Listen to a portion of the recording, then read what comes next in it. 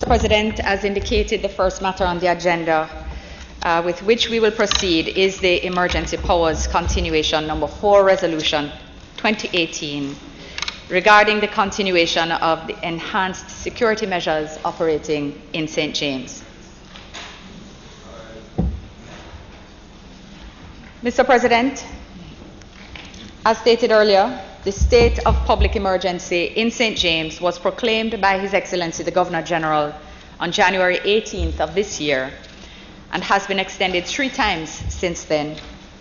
Mr. President, the last extension expires on the 1st of November, and earlier this week our colleagues in that other place voted for its extension until the 31st of January 2019. Mr. President, we acknowledge as a government that a further extension will mean that at the end of January, the state of public emergency will have been operating for approximately 1 year. But Mr. President, make no mistake, when we consider the state of crime and violence, the threat to public safety, which existed in St. James, having built up and having embedded itself in the parish over years, Mr. President, we should not be surprised that the period is not an inordinate one, nor is it enough. Mr. President, it is important that when we stop, the hydra does not regenerate itself. It is important that the criminals know that they cannot track us, they cannot time us, they cannot wait us out. It is the advice of the security forces, the heads of the security forces, that we are not yet where we need to be. While we've made inroads, the threat to public safety is sufficiently clear to justify the constitutional requirements of the proclamation which we today seek to extend. We trust their advice, Mr. President. We rely on it. And we know that we are working towards the same goal of a return to a safe and secure Jamaica. Mr. President, we are committed to ensuring that insofar as and as much as possible, we provide our security forces with the tools that they require. I think it's important for me at the outset to make 2 clear points, and I may have said them before. In fact, I know I have said them before, but I think they bear repeating in anticipation of the debate that awaits us.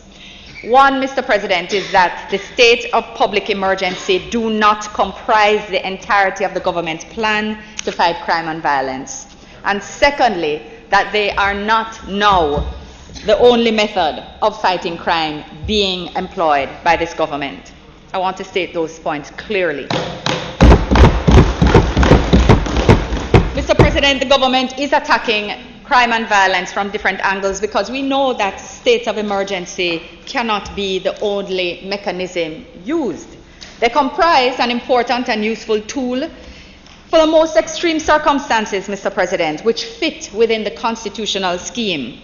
But they are one single part of a multifaceted, strategic, broader design to secure the safety and well-being of Jamaicans across our beloved island.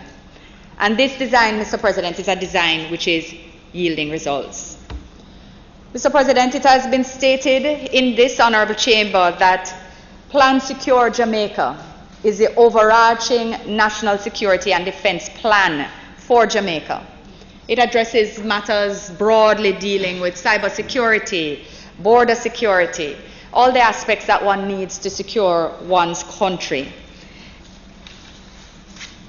Crime and violence is one part of the work which confronts us. Of particular importance to this debate and under the rubric of the fight against crime and violence, Mr. President, we repeat once more that the 5-pillar strategy for crime prevention and citizen security is in effect.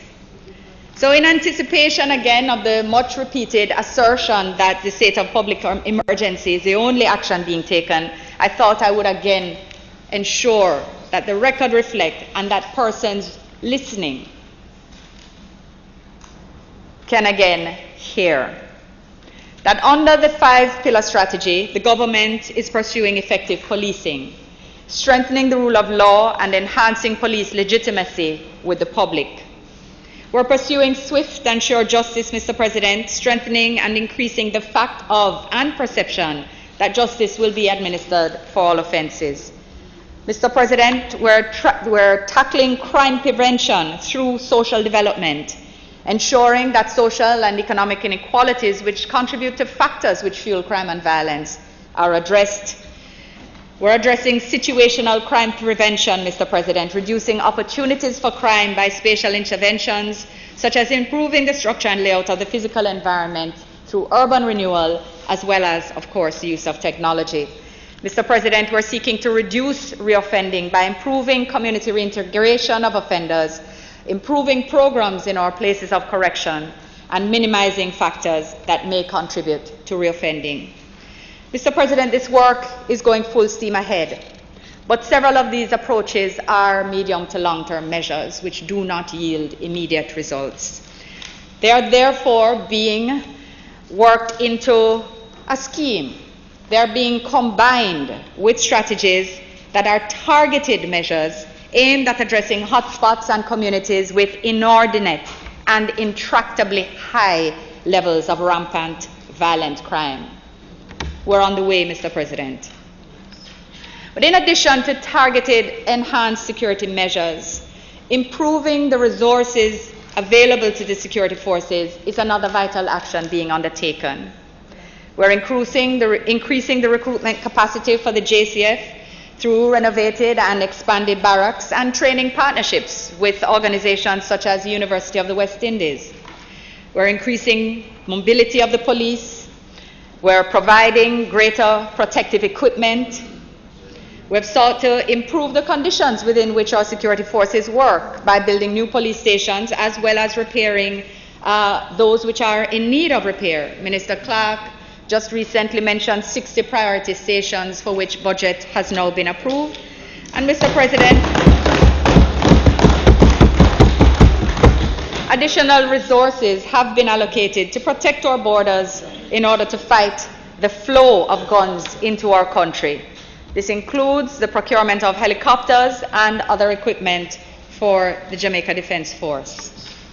But let's also talk about social intervention, Mr. President, because in addition to the significant inroads being made in the targeted areas of the zones of special operation through social intervention and the work of the social intervention committees, there are programs and initiatives which should be always kept in mind, Mr. President. There are initiatives such as improving the resources to the National Parenting Commission so they can go into the communities and address the very root of crime in the homes to address how it is that we build a safer, gentler, and secure society.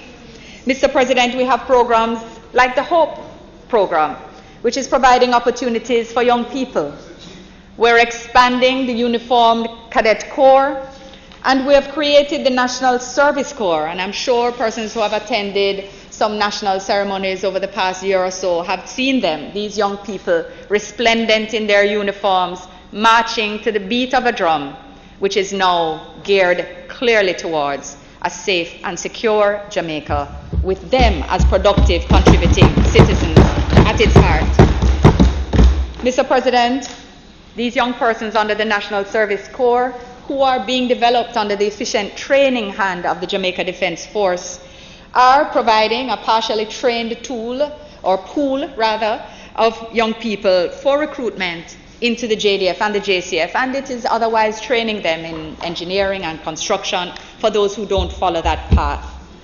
Mr. President, I know that there are other matters in respect of path, how we're dealing with our brain building programs, the extension of period of time for schooling within our country, CAP and other initiatives which Minister Reid may certainly wish to share with us later.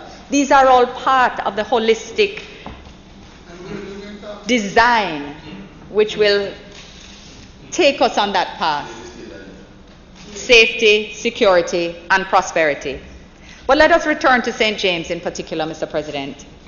Between January 1, 2018 and October 15, 2018, the St. James Police Division accounted for 79 murders and 88 shooting incidents.